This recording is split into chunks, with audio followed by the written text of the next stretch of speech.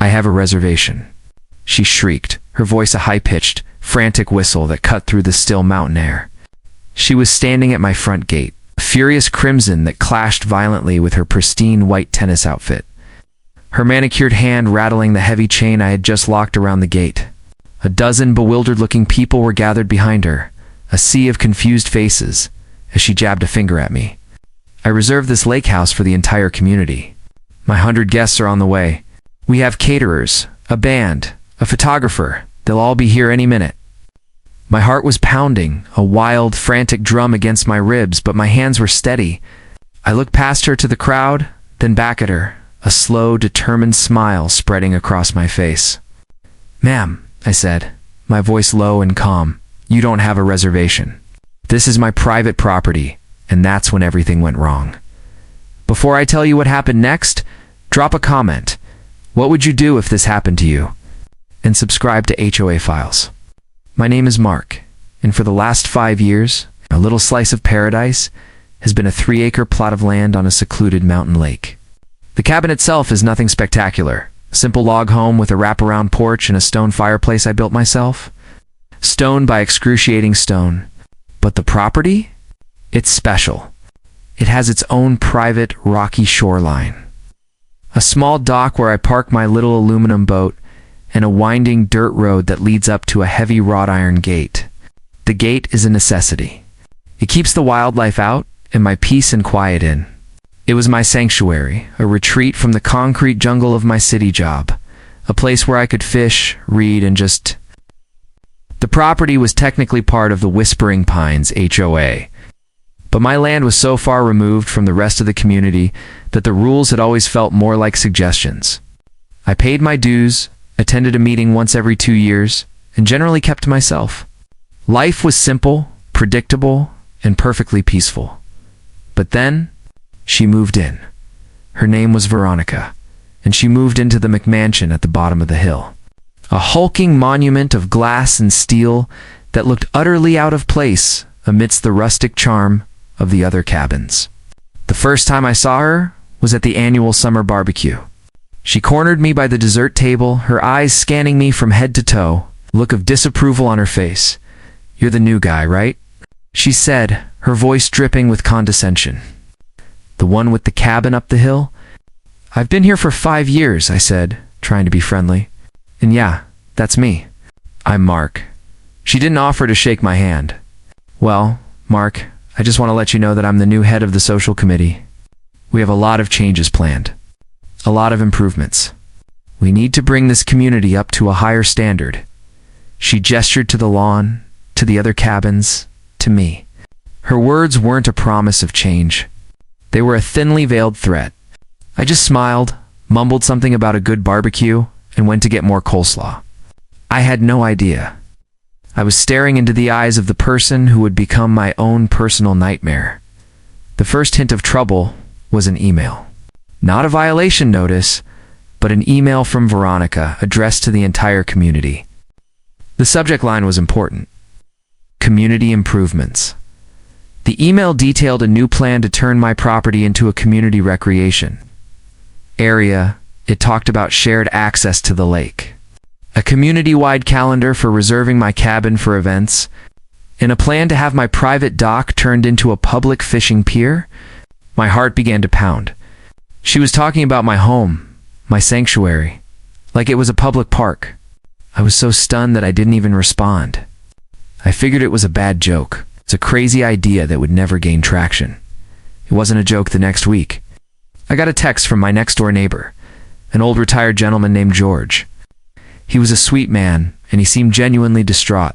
The text read, "Hey Mark, I just saw a new sign at the top of your road. The HOA is saying your cabin is a community space. What's going on?" I drove up to my gate, and there it was. A brand new, professionally printed sign, hammered into the dirt just outside my property line. Whispering Pines HOA, Community Recreation Area. Underneath, in smaller letters, it said, "All events must be reserved through the HOA Social Committee." My blood ran cold. She was doing this without my permission, without a vote, without even asking. I ripped the sign out of the ground, threw it in the back of my truck. Drove straight to Veronica's house. I knocked on her front door, my hands trembling with anger. When she opened it, she looked at me with a smirk that was already in place. "To what do I owe this pleasure?" she asked, her voice sugary sweet. "I just saw the sign you put up," I said, trying to keep my voice from shaking. "What is going on, Veronica? You can't just claim my property for the community." She laughed, a short, humorless little puff of air. "Oh, Mark, I think you're confused. This is a community. We all share. It's for the good of everyone. Besides, you're the only one with lake access. It's only fair that we all get to enjoy it. It's my private property," I said, my voice rising. "My deed, my land, my cabin. It's not a community space." "Well, we'll just have to disagree on that," she said. And then, with a smile that made my skin crawl, she shut the door in my face. I stood there, dumbfounded, the sign in the back of my truck, a physical testament to her audacity. The feeling of violation was overwhelming. She wasn't just a new neighbor. She was a genuine threat. The emails started coming in a torrent. Dozens of them. All from Veronica. All to the entire community. All with the subject line, event reservations. She was already taking reservations for my cabin. The messages detailed a community potluck, a lakefront fundraiser, and a community family day. I emailed her back, my message short and to the point. "Stop. My cabin is not for rent. It is not a community space. Any reservations you make are void." She replied with a single line. "Your lack of cooperation is noted." A few days later, a certified letter arrived. This wasn't an email, but a formal letter from the HOA, stamped with an official seal. The letter detailed a new set of bylaws, apparently passed in an emergency meeting, that designated all lakefront property as community shared space, effective immediately. The letter also stated that my continued refusal to allow community access to my property was in violation of Bylaw 6.2. Community good faith and cooperation, and would result in fines. The fines were astronomical. $1,000 a day for lack of cooperation. My heart was a frantic drum in my chest. This wasn't just a petty squabble. This was a hostile takeover. I was so angry, so utterly hopeless, that I couldn't even think straight.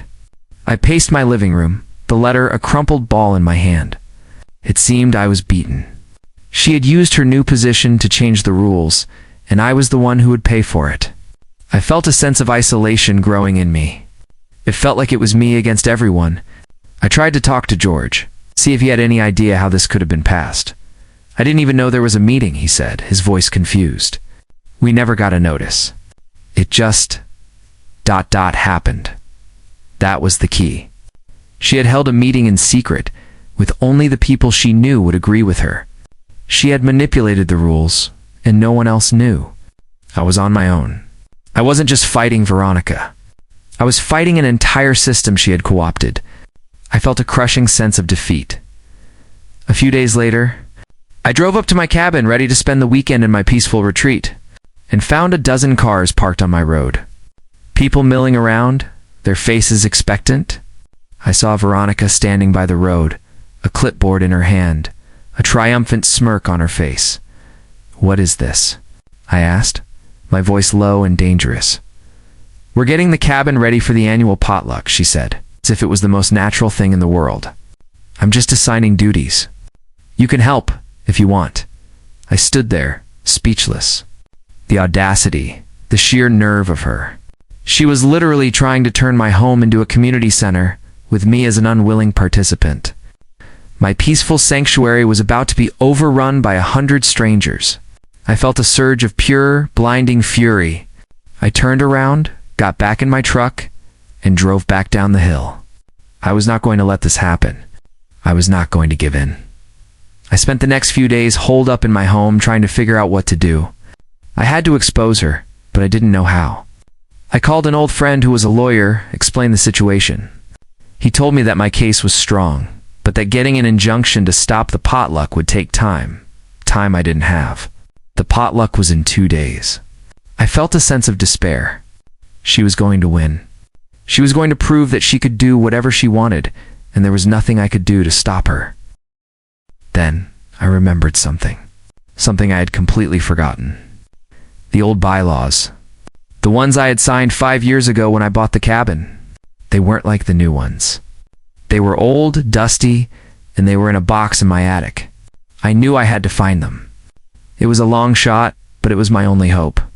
I spent hours in my attic, rummaging through dusty boxes filled with old tax returns, forgotten photo albums, and Christmas decorations. Just as I was about to give up, I found it. A thick manila envelope, yellowed and brittle with age. Stamped on the front, in faded ink, Whispering Pines, HOA, Official Bylaws minus 2008 edition. I ripped it open. My hands trembling. I flipped through the pages, my eyes scanning the fine print, the clauses, the rules. And there it was on page 12, in a section titled Community Property.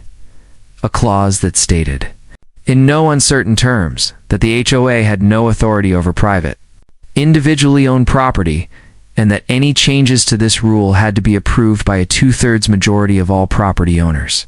Not just the board. My heart was a drum in my chest. She was a complete fraud. She hadn't gotten a 2/3 vote. She had just made up the new bylaws and sent them out. All of her actions were based on a lie. All of the fines were fake.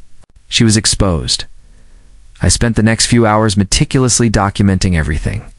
I took pictures of the old bylaws, highlighted the key clauses, and created a document detailing all of Veronica's fabricated rules and fines. I went to a local print shop and made hundreds of copies. The next morning, I woke up early. The air was crisp and cold, the lake still and glassy. It was the perfect day for a potluck. I drove down to my dock, a heavy-duty chain and a thick padlock in my hand. I walked up to the gate that separated my dock from the community beach, and I locked it. I stood there, a quiet sentinel, waiting. I didn't have to wait long. At around 11 o'clock, the first cars started to arrive. A dozen of them. Then a few more. And then a bus. A big white tour bus, with Caterers of the Pines written on the side. My heart was pounding, a wild, frantic drum against my ribs, but my hands were steady. I saw Veronica drive up in her SUV, her face a mask of triumphant glee. She got out of her car, saw me standing by the gate, and her smile faltered. The hundreds of people gathered behind her, a sea of confused faces, looked on. "What are you doing, Mark?" She shrieked, her voice high and shrill. "Unlock this gate right now. My 100 guests are on the way." "Guests?"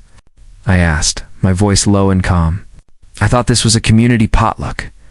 She looked at the crowd, then back at me, her face turning a furious crimson. She had lied to the community. This wasn't a community event at all. It was a private wedding party she had planned without anyone's permission, on a part of the lake she had no right to claim as her own. "I have a reservation," she shrieked, her voice a high-pitched, frantic whistle that cut through the still mountain air. She was standing at my front gate, furious crimson that clashed violently with her pristine white tennis outfit. Her manicured hand rattling the heavy chain I had just locked around the gate. A dozen bewildered-looking people were gathered behind her, a sea of confused faces as she jabbed a finger at me. "I reserved this lake house for the entire community. My 100 guests are on the way. We have caterers, a band, a photographer. They'll all be here any minute." My heart was pounding, a wild, frantic drum against my ribs, but my hands were steady. I looked past her to the crowd, then back at her, a slow, determined smile spreading across my face. "Ma'am," I said, my voice low and calm, "you don't have a reservation?"